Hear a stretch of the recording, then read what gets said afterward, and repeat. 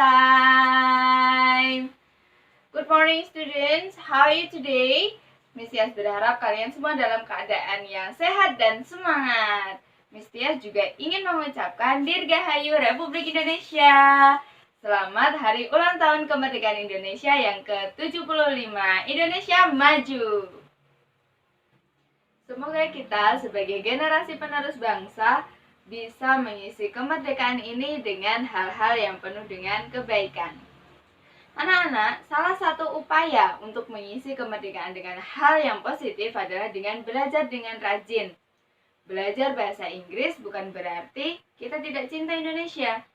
Justru dengan belajar bahasa Inggris di era global saat ini, itulah yang Indonesia butuhkan.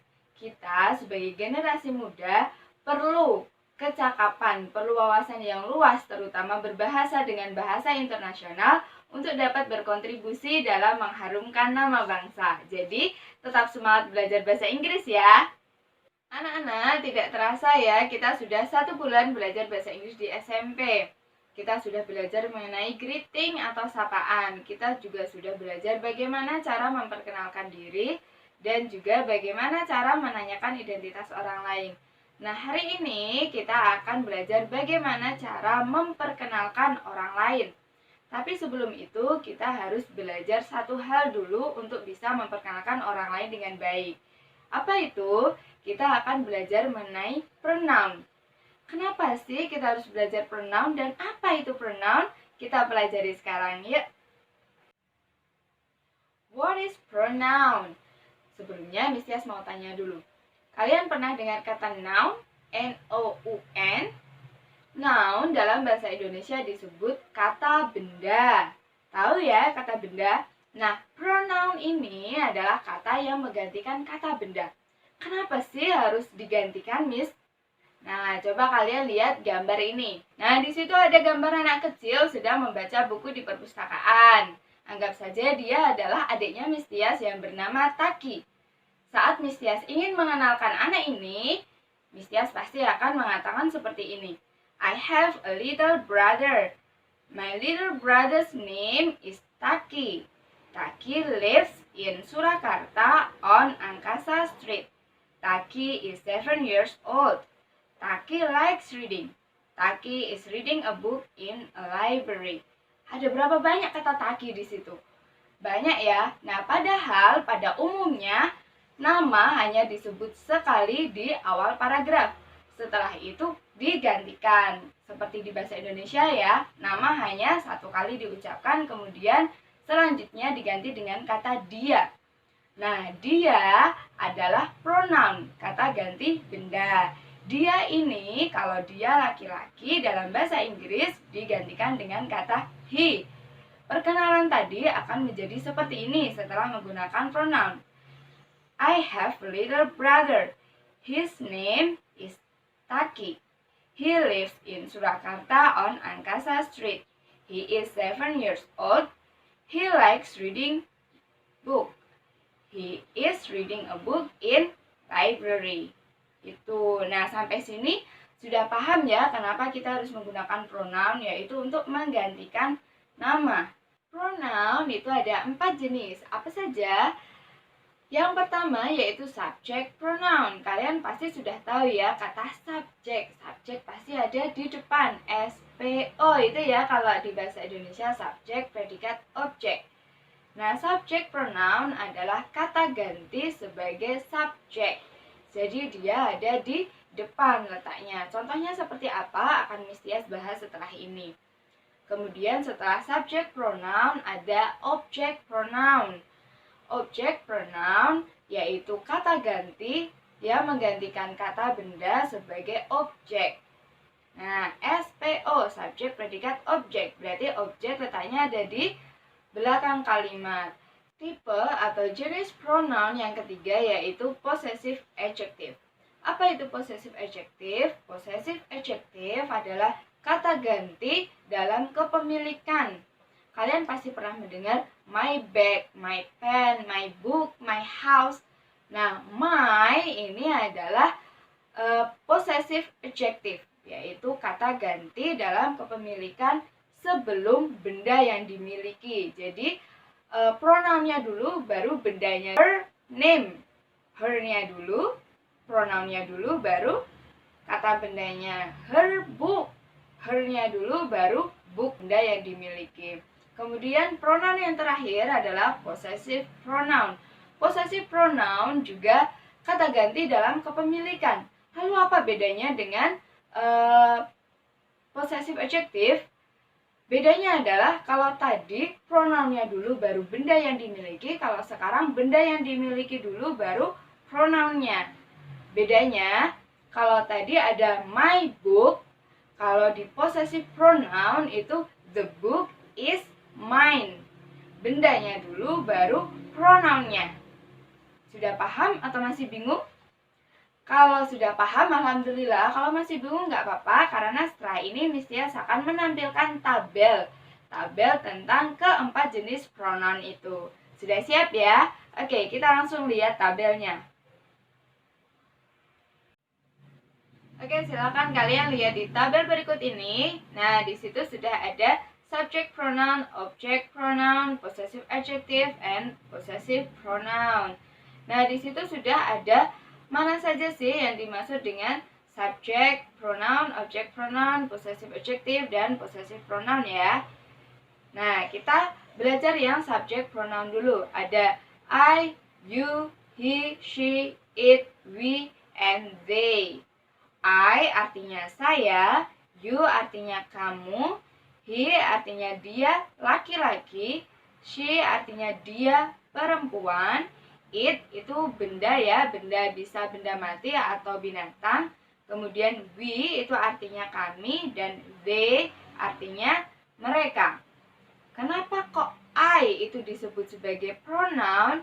Karena pada umumnya dalam bahasa Inggris kita tidak mengatakan nama.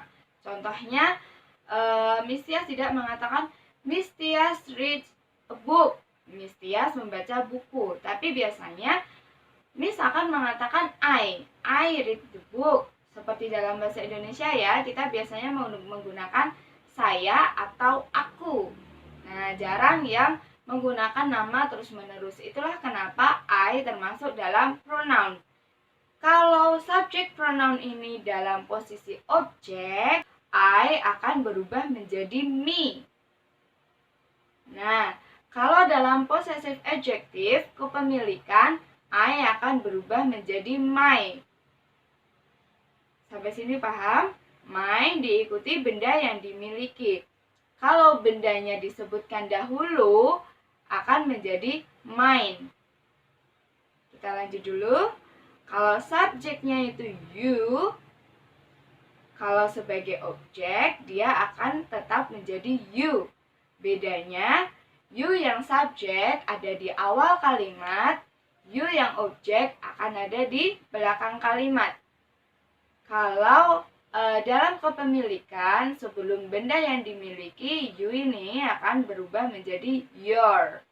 Nah, saat benda yang dimiliki itu disebutkan terlebih dahulu, akan berubah menjadi yours. The car is yours. This is your car.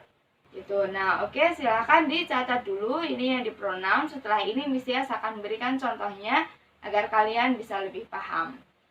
Silakan dijeda dulu videonya, kemudian dicatat di buku tulis.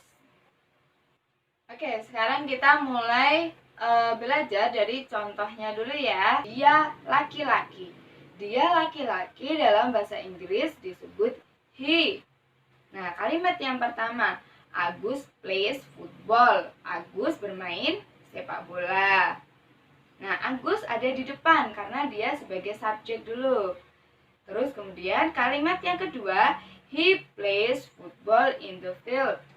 Dia bermain sepak bola di lapangan. Dia, si Agus. Nah, dia yang bermain berarti dia sebagai subjek. Maka Agus tadi digantikan dengan kata he. Disinilah subjek pronoun.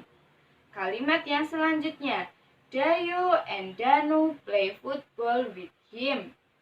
Dayu dan Danu main sepak bola bersama Agus. Agus tadi yang awalnya di depan kalimat, sekarang berada di belakang kalimat. Berarti sekarang aku sebagai objek. He akan berubah menjadi him. Nah, kalian nanti lihat lagi ya di tabelnya. He kalau sebagai subjek akan berubah menjadi him saat menjadi objek. Kalimat yang selanjutnya, his ball is colorful. Bolanya milik Agus warna-warni. Di sini his ball, bolanya Agus, bola milik Agus. His ball. His-nya dulu baru ball. Kalimat yang terakhir, the ball is his. Bolanya muncul dulu, baru diikuti his. Kenapa kok di kalimat yang sebelumnya his, di kalimat yang setelahnya juga sama-sama his? Kalian lihat di tabelnya, di situ adjective pronoun dan juga possessive pronoun sama-sama. Kalau he sama his, hanya saja letaknya yang berbeda, di depan benda yang dimiliki atau di belakang benda yang dimiliki.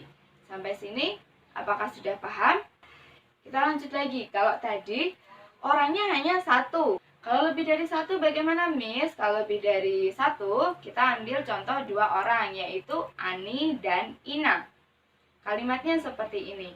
Ani and Ina are students. Nah, Ani dan Ina adalah murid atau siswa. Ani dan Ina kalau digantikan atau pronounnya Ani dan Ina adalah they atau mereka. Jadi kalimat kedua sudah menggunakan subject pronoun. Mereka belajar bahasa Inggris. Dalam bahasa Inggris kalimatnya they study English. Nah, lanjut kalimat yang selanjutnya. The teacher teaches them English. Guru mengajari mereka bahasa Inggris. Di kalimat yang sebelumnya tadi mereka di depan, kemudian sekarang mereka ada di bagian belakang kalimat. They akan berubah menjadi them. Their book is brown. Buku mereka berwarna coklat. Their book, their-nya dulu, pronounnya dulu, baru benda yang dimiliki. Sedangkan kalimat yang terakhir adalah that book is theirs. Bukunya disebutkan dulu, maka akan berubah menjadi theirs.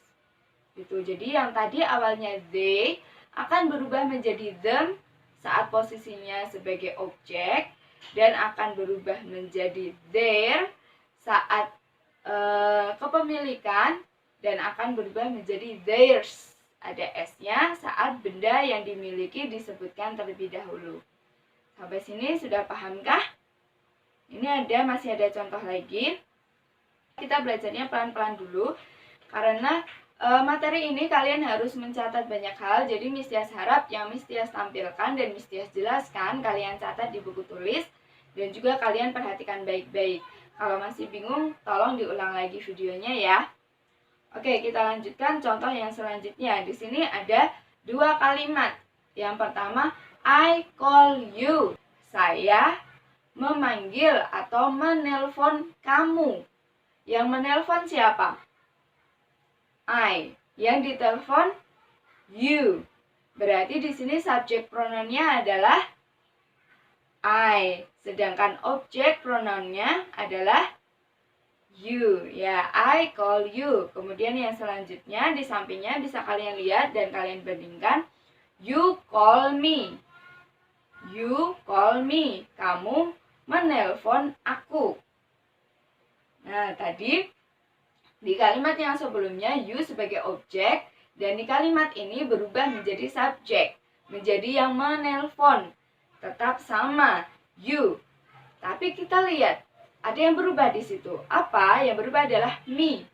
Kamu menelpon saya. Saya dalam bahasa Inggris kalau posisinya objek akan berubah menjadi me. Apakah sudah bisa dimengerti? Sudah ya? Sekarang Miss Tias akan memberikan contoh dalam perkenalan. Karena tadi kita akan belajar cara memperkenalkan orang lain ya. Nah, sekarang kalian Lihat dulu contoh berikut ini. Ini adalah contoh yang Miss Tias ambil sama seperti waktu pertama kali kita belajar tentang introduction. Kalian masih ingat ini? Perkenalannya adalah seperti ini. I am Denanda. I come from Surakarta. I live in Surakarta. I am 12 years old now. I like cooking. I like cooking with Tias. This is my apron. Nah, itu tadi kalau memperkenalkan diri sendiri. Sekarang, perkenalan itu akan Miss Tias ubah dengan Miss Tias memperkenalkan Denanda ini. Maka Miss Tias akan memperkenalkannya dengan cara seperti ini. Hello, my name is Tias. Nah, jadi Miss Tias memperkenalkan diri dulu. Hello, my name is Tias. I will introduce my best friend. Her name is Denanda. She comes from Surakarta. She lives in Surakarta. She is 12 years old now. She likes cooking. I like cooking with her. This apron is hers. Nah, kalian bisa lihat ya perbedaannya. Yang awalnya I berubah menjadi she. Kenapa berubah? Karena Miss Tias memperkenalkan teman Miss Tias yang bernama Denanda ini. Jadi I tadi harus Miss Tias ubah menjadi she atau dia. Itu artinya adalah, halo, nama saya Tia. Saya akan memperkenalkan teman baik saya. Namanya adalah Denanda. Dia berasal dari Surakarta. Dia tinggal di Surakarta. Sekarang dia berusia 12 tahun. Dia suka memasak. Saya suka memasak dengan dia. Apron ini adalah miliknya. Gitu. Nah, sekarang kita lihat subject pronounnya adalah she. Kalian bisa lihat di berbagai kalimat di situ. Object pronounnya adalah her. Kalian bisa lihat di I like cooking with her. Dia sebagai objek, maka she tadi akan berubah menjadi her.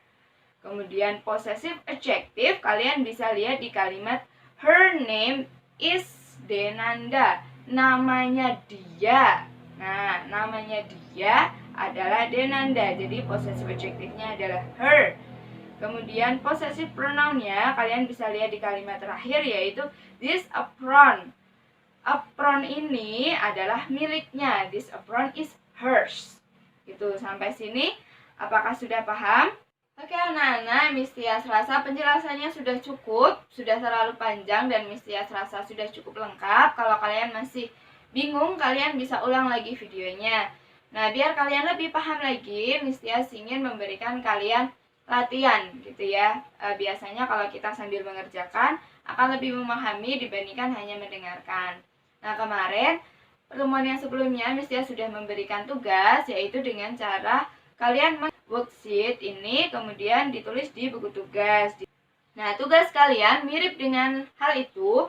Kalau kemarin kalian menuliskan tentang diri kalian sendiri, tentang warna favorit kalian, tentang school subject itu pelajaran yang paling kalian suka, kemudian hobi kalian.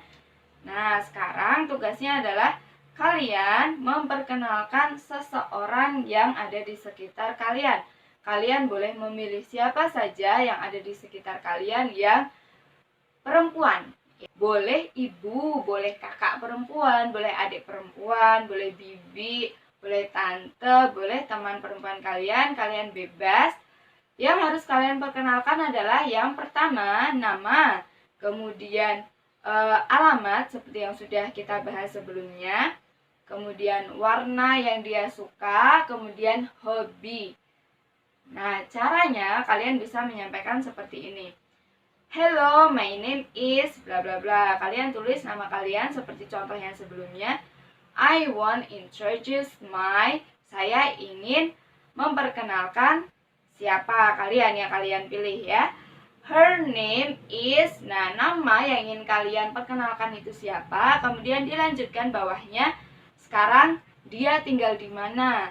Dilanjutkan warna favoritnya dia itu apa. Di tugas yang minggu kemarin sudah ada ya. Kemudian Yang terakhir adalah hobi. Hobi orang yang kamu kenalkan itu seperti apa? Kalian boleh lihat contohnya di contoh yang tadi Miss Tias berikan.